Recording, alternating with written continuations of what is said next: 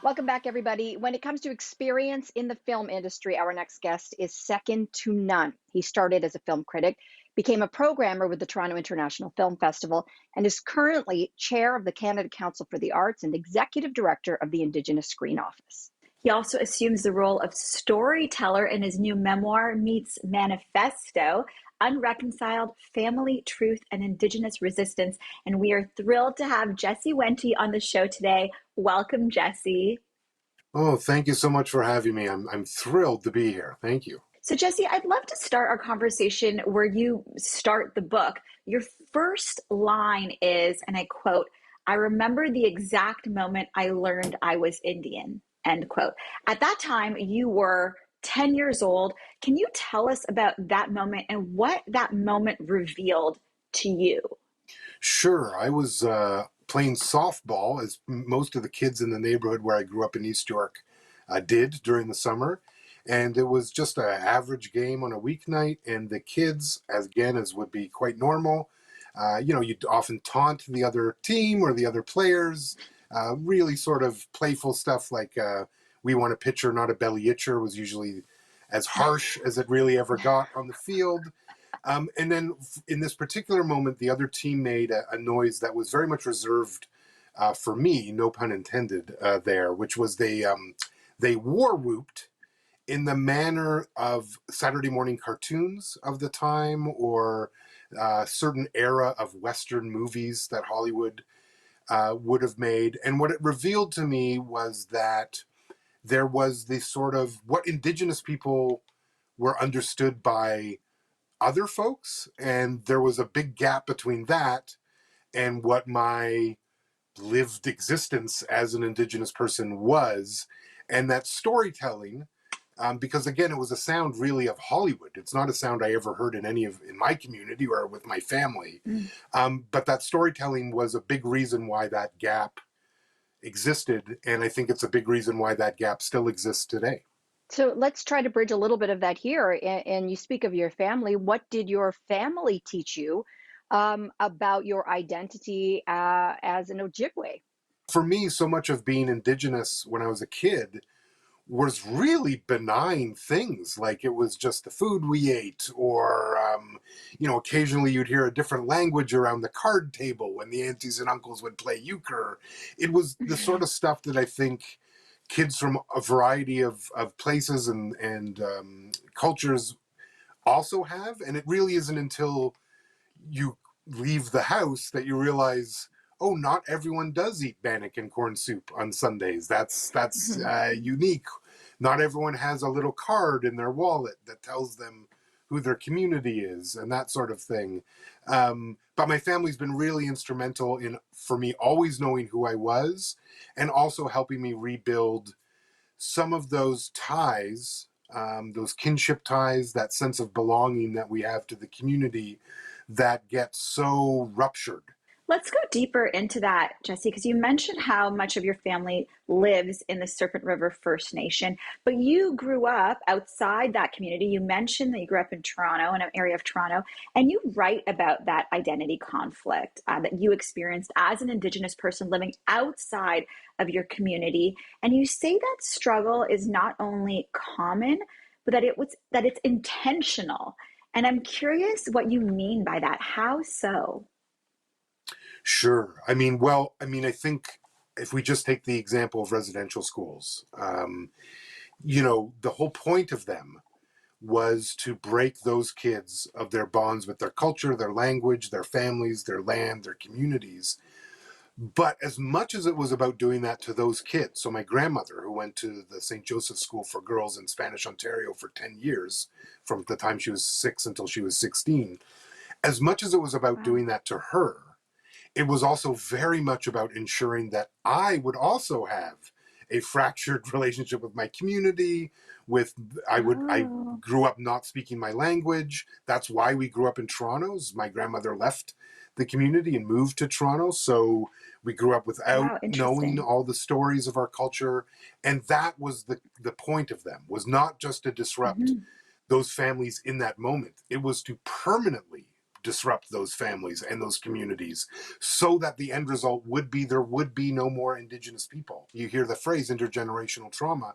Well, that's the result. People and I feel that because I feel the loss of my language. I feel the loss of my culture. I feel the loss of the years that it took for me to rebuild some of those things and the effort that I have to put in, that so many in our communities have to put in to regain those things that for many are just there for their lives. And Jesse, in spite of all of the trauma that you just detailed, you have risen the ranks in the film industry, becoming the first Indigenous programmer at the Toronto International Film Festival, a position you held for 11 years. But you said that gradually you began to feel as if you were being tokenized, which ultimately led to your resignation. Can you take us through that? You know, I'm speaking to two women in the media field who I suspect know this sort of thing all too well, which is, you know, when you lose the agency, the ability to actually bring about change, when you lose the ability to influence the organization or the place you work to do the things that are necessary, not just for you, but for your community, that for them, you're there to represent, even if that's not what you signed up for as the job. When you lose that agency, then you can slip into becoming a token where you're presented as being there, but you don't have the power to actually influence change after the representation is done. For me, I always want to engage where I think that can actually happen. And when I feel that isn't, then I've tended to disengage because then I'm not doing right by my community. And that's ultimately the most important thing. Have you ever met another Indigenous film critic? Not until very recently. There's a few now, you know, but certainly when I started back in the 90s, which I shudder to even use that phrase, but back when I started in the 90s, there just weren't. Jesse, let's go a little deeper into that because I think a lot of us hear about why it's so important to support Indigenous filmmakers and Indigenous voices, and we can understand that. But how does the lack of representation in film criticism affect the industry as a whole? Well, I mean, I think an interesting thought experiment anyway would be to imagine if there was First Nations, Métis, or Inuit film critics during the golden age of Hollywood when they were making all those Westerns. What might we have said about those movies where a lot of the actors were not Indigenous, where the set, like none of it made sense from a historical point of view?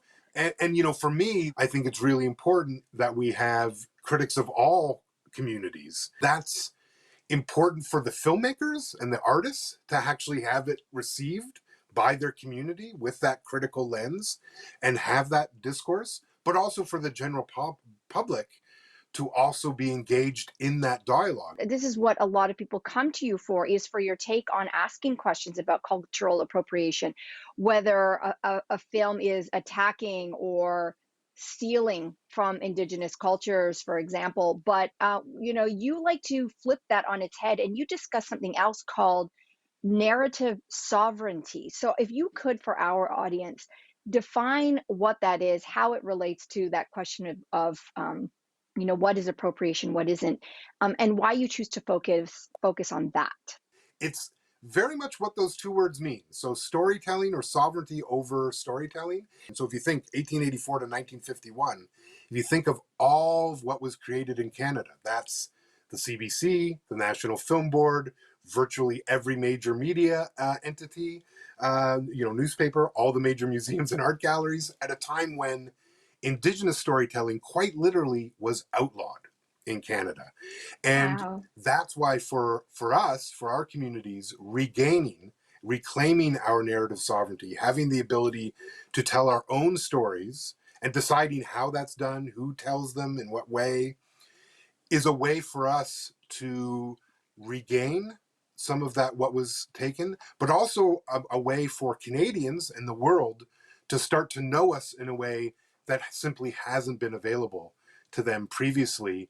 And maybe through that mutual learning and understanding, we can actually get to a place where some of the more life and death issues that our communities face in what is currently called Canada can actually be addressed, because we're no longer strangers to one another on these lands that we share. You know, I'm so curious, like hearing you speak about the idea of reclaiming your own narrative and your own culture.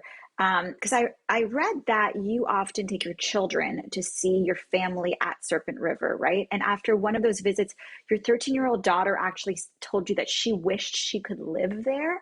And I'm Hmm. curious what that statement, in light of everything you've just told us, what that statement says to you. Yeah, it's something that I would have asked my parents when I was that same age, and they probably gave me the same unsatisfactory answer, which is no, and it's complicated. My daughter, now 2 generations or 3 generations removed, asking to live in the same community that my grandmother sort of was estranged from, is a sign maybe that to me was a sign of how futile some of these efforts have been. That Indigenous people are still here. We're still very much proud of who we are, proud of our communities. We are getting back so much of what we've taken, and it didn't work. Here she is wanting to live with her people, and all it took was maybe not even 100 years difference. I just saw so many people wear orange on the National Day for Truth and Reconciliation. There's an awakening happening. Yes, it's a long time coming. Yes, it wasn't in time for my grandmother or for so many others, but it is in time for my kids. And it will be in time for my grandchildren and the great grandchildren that I hopefully will meet. I hope Canada and everyone is ready, because the kids are coming with questions, and we better have answers for them. Amen to Well that. Well, said. listen, what a hopeful note to end this phenomenal discussion with. Jesse. What a pleasure and an honor to speak with you today. Thank you so much. I never imagined I'd be on this show, and I'm so thrilled to have been on it. And I'm such a big fan. I can't believe I had this opportunity. Thank you both for all the work you do, and miigwech. And thank you. And we want to remind everybody your book is entitled Unreconciled. It is available everywhere now. Grab yourself a copy. We'll be back right after this.